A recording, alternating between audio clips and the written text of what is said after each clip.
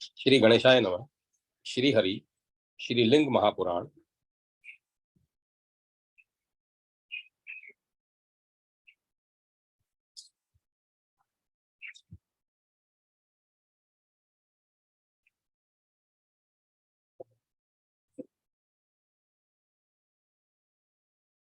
सत्तरवां अध्याय।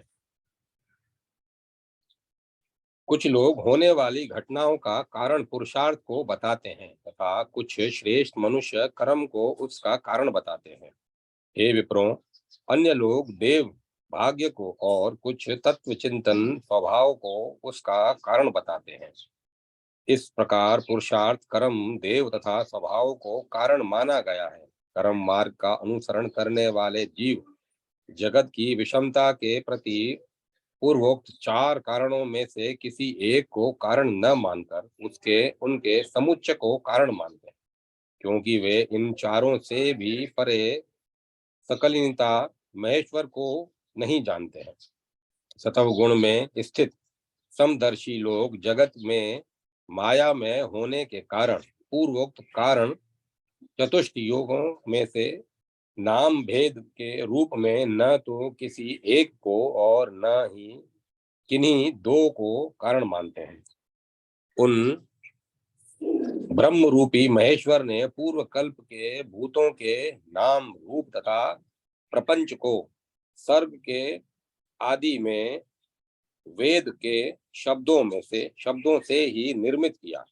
ब्रह्मा जी रात्रि के अंत में प्रलय समाप्त होने पर उत्पन्न ऋषियों के नाम एवं उनकी वृत्तियां वेदों में है। उन सब को उन्हें प्रदान करते हैं। अव्यक्त से जन्म लेने वाले ब्रह्मा की इस प्रकार की सृष्टियां होती हैं। ब्रह्मा ही रात्रि के अंत में मानसी स्थित सिद्धि का आश्रय लेकर सृजित किए गए इस प्रकार के स्थावर जगम प्राणी दिखाई देते हैं। हे स्तमो, हे सतमो, जब उनकी वे सृजित प्रजाएं वृद्धि को प्राप्त नहीं हुई तब तमो मात्रा से आवृत ब्रह्मा शोक से दुखित हो उठे। इसके बाद उन्होंने अर्थ का निश्चय करने वाली बुद्धि को धारण किया और सतव तथा रजो गुणों का परित्याग करके अपने धर्म से वर्तमान नियामी का तमो मात्रा को अपने अंदर देखा। तब वे जगतपति उस दुख से बहुत दुखित हुए। तदंतर उन्होंने तमो गुण को प्रेरित किया। उस तम ने रज तथा सतव को आवृत किया।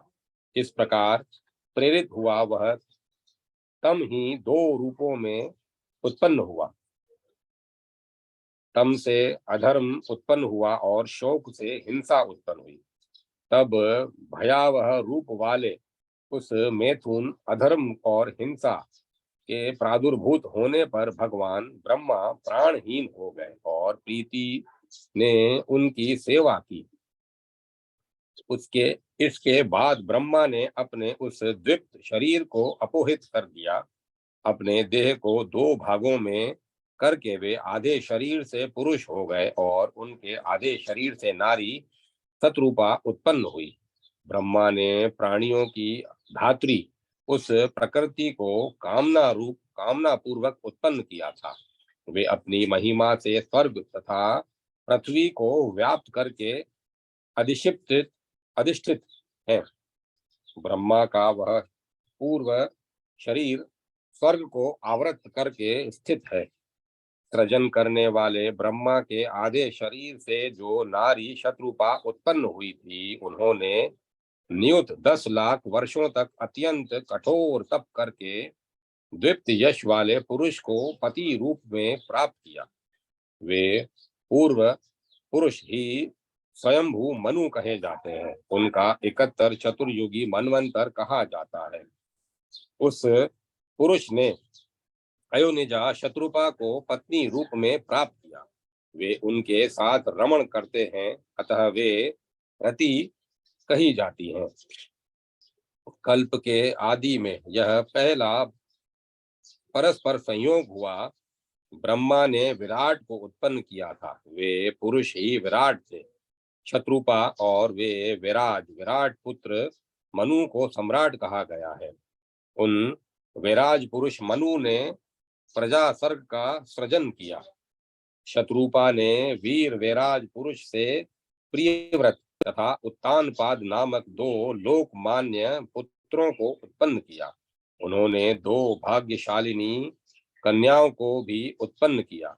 जिनसे ये प्रजाएं उत्पन्न हुई हैं वे दोनों देवी आकुति तथा प्रसूति नाम वाली थी। प्रभु स्वयंभू मनु ने प्रसूति को दक्ष को अर्पित कर दिया। दक्ष को प्राण जानना चाहिए और मनु को संकल्प कहा गया है।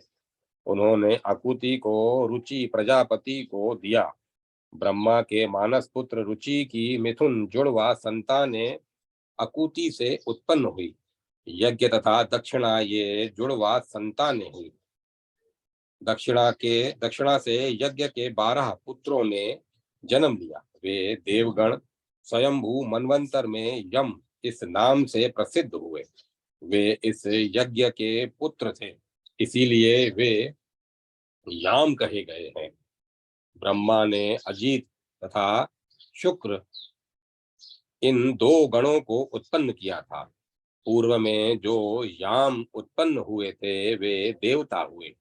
प्रभु दक्ष ने स्वयंभू मनु की पुत्री उस प्रसूति से 24 कन्याएं उत्पन्न की। वे लोक माताएं हुई। वे सभी महाभाग्यशालिनी कमल के समान नेत्रों वाली भोगवती योग माताएं ब्रह्मवादिनी तथा विश्व की माताएं थी।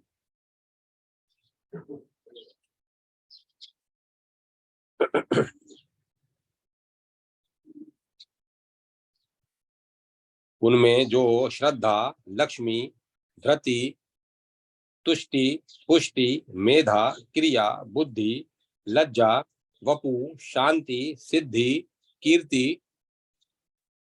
13 पुत्रियां थी। इन दक्ष कन्याओं को प्रभु धर्म ने पत्नी के रूप में ग्रहण कर लिया। स्वयंभू ने इन सब को उन धर्म की पत्नी बनाया। उन सभी से कनिष्ठ जो शिष्ट तथा सुंदर नेत्रों वाली 11 कन्याएं थी वे सती ख्याति संभूति स्मृति प्रीति क्षमा सन्निति अनसुया ऊर्जा स्वाहा एवं स्वधा नाम वाली थी। उन्हें अन्य महर्षियों ने प्राप्त किया। वे रुद्र भृगु मरीचि अंगिरा कुलह क्रतु पुलस्त अत्रि वशिष्ठ पितृ तथा अग्नि थे। उन्होंने सती को भव रुद्र को तथा ख्याति को भृगु को दे दिया। इसके बाद उन्होंने संभूति को मरीचि को और स्मृति को अंगिरा को प्रदान किया। उन्होंने प्रीति को पुलस्त को क्षमा को पुलह को सन्निधि को क्रतु को अनसुया को अत्रि को तथा ऊर्जा को वशिष्ठ को अर्पित कर दिया और स्वाहा को अग्नि को तथा स्वधा को पितरों को सौंप दिया। अब उनसे उत्पन्न उन संतानों को जान लीजिए। ये समस्त महाभाग्यवती कन्याएं सभी मनवंतरों में प्रलय पर्यंत प्रजाओं के सृजन में लगी रहती थी। श्रद्धा ने काम को उत्पन्न किया। दर्प लक्ष्मी का पुत्र कहा गया है। धृति का पुत्र नियम, तुष्टि का पुत्र संतोष, पुष्टि का पुत्र लोभ तथा मेधा का पुत्र श्रुत है। क्रिया से दंड तथा समय नामक पुत्र उत्पन्न हुए। बुद्धि से बोध तथा प्रमाद नामक पुत्र उत्पन्न हुए।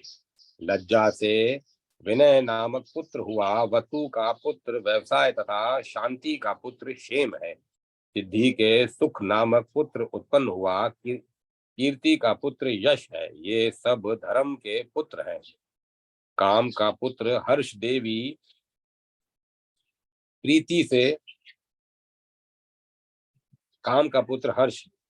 प्रीति से उत्पन्न हुआ। धर्म का यह सुतोधरक सर्ग बता दिया गया। हिंसा ने अधर्म से निकृति नाम की कन्या तथा अनरत पुत्र को उत्पन्न किया। निकृति से भय तथा नरक दो पुत्र उत्पन्न हुए और इनकी पत्नियां माया तथा वेदना जुड़वा कन्याएं हुई। इसके बाद माया ने प्राणियों का हरण करने वाले मृत्यु को जन्म दिया और वेदना से रौरव के द्वारा पुत्र रूप में दुख उत्पन्न हुआ। मृत्यु से ख्याति, जरा, शोक, क्रोध तथा असूया उत्पन्न हुए। उत्तर उत्तर दुख देने वाले वे सभी पुत्र अधर्म के लक्षणों से युक्त थे। इन सबको भार्याएं तथा पुत्र नहीं थे। ये सभी परिग्रह स्वभाव वाले थे। इस प्रकार यह धर्म नियामक तामस सर्ग उत्पन्न हुआ। ब्रह्मा ने नील लोहित शिव से कहा था, प्रजाओं का सृजन कीजिए। तब उन्होंने अपनी भार्या सती का ध्यान करके पुत्रों का सृजन किया। उन्होंने न अधिक न कम अपने ही समान तथा व्याघ्र चर्म धारण किए हुए हजारों हजार मानस पुत्रों रुद्र गणों को उत्पन्न किया। उन्होंने रूप, तेज, बल, ज्ञान में अपने ही सदृश पिंगल वर्ण वाले निशंग युक्त जटाजूटधारी, लोहित वर्ण वाले, विशिष्ट हरित केश वाले, देखने मात्र से नाश करने वाले, कपालधारी, विशाल रूप वाले, विकृत रूप वाले, विश्व रूप स्वरूपवान, रथारूढ़, ढाल, कवच, वरुद्ध धारण किए हुए, लाखों भुजाओं वाले, स्वर्ग, पृथ्वी, अंतरिक्ष में गमन करने वाले, स्थूल सिर वाले, 8 दाढ़ों वाले, 2 जीभों वाले, 3 नेत्रों वाले, अन्न खाने वाले, मांस भक्षण करने वाले, घृत पीने वाले, सोम पान करने वाले, सुंदर बड़े बड़े कपाल वाले, नीले कंठ वाले, उधर वरेता, ब्रह्मचारी, हव्य रखने वाले, वेद परायण, धार्मिक, मोर पंख से सुशोभित, कुछ बैठे हुए, कुछ दौड़ते हुए, 5 भूतों वाले, कुछ अध्यापन करने वाले, कुछ अध्ययन करने वाले, कुछ जप करते हुए, कुछ योगाभ्यास करते हुए, कुछ धूम युक्त, कुछ दीप्तिमान, गंगा को धारण किए हुए, अत्यंत कांतिमान, वृद्ध, बुद्धि संपन्न, ब्रह्मिष्ठ, शुभ दर्शन वाले, नील ग्रीवा कंठ वाले, 1000 नेत्रों वाले, क्षमा की निधि, सभी प्राणियों से अदृश्य महान योग वाले, महा तेजस्वी, भ्रमण करते हुए, इधर उधर भागते हुए, कूदते हुए तथा आयत्याम इन हजारों हजार उत्तम रुद्र देवताओं को उत्पन्न किया। इन्हें देखकर ब्रह्मा ने इन नील लोहित से कहा, ऐसी प्रजाओं का सृजन मत कीजिए। अपने सदृश प्रजाओं की सृष्टि आपको नहीं करनी चाहिए। हे देव, आपको नमस्कार है, आपका कल्याण हो। आप मृत्यु युक्त अन्य प्रजाओं का सृजन कीजिए, क्योंकि मृत्यु रहित प्रजाएं कार्यों का आरंभ नहीं करेंगी। ब्रह्मा के द्वारा ऐसा कहे गए रुद्र ने उनसे कहा, मैं मृत्यु तथा जरा से युक्त प्रजा का सृजन नहीं करूंगा। आपका कल्याण हो। अब मैं शांत होकर बैठता हूँ और आप ही सृजन कीजिए। जिन हजारों हजार विरूप नील लोहित रुद्रों को मैंने सृजित किया है, वे मेरी आत्मा से निकली हुई प्रजाएं हैं। ये रुद्र नाम वाले महाबली देवता होंगे। ये पृथ्वी, आकाश तथा सभी दिशाओं में व्याप्त रहेंगे। इनमें समान आत्मा वाले 100 रुद्र याज्ञिक होंगे। वे सभी देवताओं के साथ यज्ञ भाग ग्रहण करने वाले होंगे। सभी मनवंतरों में जो देवता भेद पूर्वक यहाँ पर होंगे, उनके साथ पूजित होते हुए वे सभी रुद्र योग क्षय पर्यंत यहाँ स्थित रहेंगे। बुद्धिमान महादेव के द्वारा इस प्रकार कहे गए प्रजापति ब्रह्मा जी प्रसन्न होकर प्रणाम करके उनसे बोले, हे विभो, आपने जैसा कहा है वैसा ही हो, आपका कल्याण हो। ब्रह्मा के ऐसा कहने के बाद तब कुछ उसी प्रकार से हुआ। उसी समय से देवताओं के स्वामी शिव ने प्रजाओं का सृजन किया।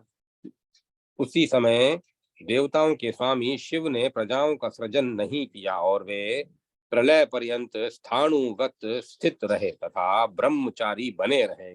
क्योंकि उन्होंने कहा था कि मैं स्थित हूँ, इसीलिए वे स्थाणु कहे गए। ये भगवान महादेव पुरुष स्वरूप सूर्य के समान तेज वाले, अपने तेज से अग्नि के समान प्रतीत होने वाले तथा आधा भाग नर और आधा भाग नारी के शरीर वाले हैं।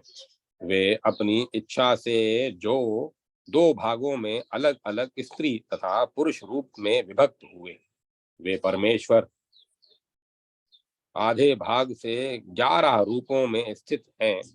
उनमें उसमें जो शंकर की अर्धांगिनी महाभागा महादेवी कही गई है, वे ही भगवती पूर्व काल में दक्ष के द्वारा आराधित होकर जगत के हित के लिए सती के रूप में आविर्भूत हुई थी। सृष्टि कार्य के लिए उनका दाहिना भाग श्वेत तथा बायां भाग कृष्ण था। जब भगवान शंभु ने उनसे कहा कि अपने को विभक्त करो, द्विजों द्विजों उनके ऐसा कहने पर वे शुक्ल तथा कृष्ण दो रूपों में विभक्त हो गई। अब मैं उनके नाम बताऊंगा, आप लोग एकाग्रचित्त होकर सुनिए। स्वाहा, स्वधा, महाविद्या, मेधा, लक्ष्मी, सरस्वती, सती, दक्षायणी, विद्या, इच्छा, शक्ति, क्रियात्मिका, अपर्णा, एक पर्णा, एक पाटला, उमा, हेमवती, कल्याणी, एक मातृका, ख्याति, प्रज्ञा, महाभागा, लोक प्रसिद्ध गौरी, गणाम्बिका, महादेवी, नंदिनी तथा जात वेदसी ये नाम है। पृथक देह धारण करने से पहले इनका एक ही रूप था। सावित्री, वरदा, पुण्या, पावनी, लोक विश्रुता, आज्ञा, आवेशनी, कृष्णा, तामसी, सात्विकी, शिवा, प्रकृति विकृता, रौद्री, दुर्गा, भद्रा, प्रमाथिनी, काल रात्रि, महामाया, रेवती, भूत नायिका। हे सुवर्तों, द्वापर युग के अंत में ये उनके नाम हुए। इसी प्रकार गौतमी, कौशिकी, आर्या, चंडी, कात्यायनी, सती, कुमारी, यादवी, देवी, वरदा, कृष्ण पिंगला, बहिर्ध्वजा, शूलधरा, परमा, ब्रह्मचारिणी, महेंद्रोपेंद्र भगिनी, दृष्टवती, एक शूलधक, अपराजिता, बहुभुजा, प्रगल्भा, सिंहवाहिनी, शुंभ, शुंभादि दैत्य हंत्री, महिर्षादिनी, अमोघा, विंध्य निलया, विक्रांता, गणनायिका। मैंने देवी भद्रकाली के इन नाम विकारों को यथाक्रम बता दिया, जो सम्यक फल प्रदान करने वाले हैं। जो लोग इनका पाठ करते हैं उनका पाप शेष नहीं रह जाता।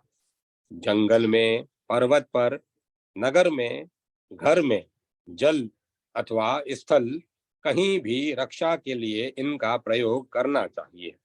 विशेष रूप से बाघ, हाथी तथा चोरों से भय के स्थान में और सभी प्रकार की विपत्तियों में देवी के नामों को पढ़ना चाहिए।